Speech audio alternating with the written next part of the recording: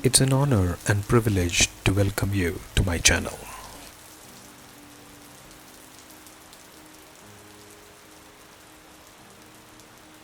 We are in section Virtue, chapter 2, The Excellence of Rain, couplet 16. When the clouds don't shower rain, green grass on earth doesn't lift its head. The poet beautifully puts that if rain does not shower from above, then life cannot exist below on earth. There is a great significance in the usage of each word in every couplet.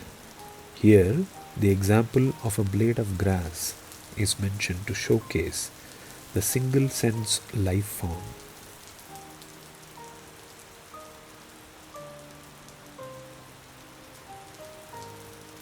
The ancient poet Tolkappir, in his book Tolkappiyam, written many thousands of years ago, classifies life forms based on senses.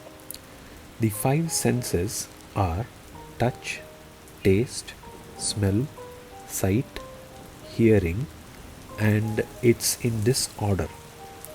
The sixth sense is mind, which is a tool that is not visible like the other sense organs. Higher life forms have evolved from having a single sense to having developed and accumulated up to 6 senses over millions of years. Grass, trees, etc. have a single sense. Snails and similar life forms have 2 senses.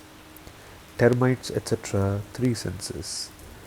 Each evolution adds one more sense to the already existing sense organ, and human beings have reached 6 senses, the sixth being the mind.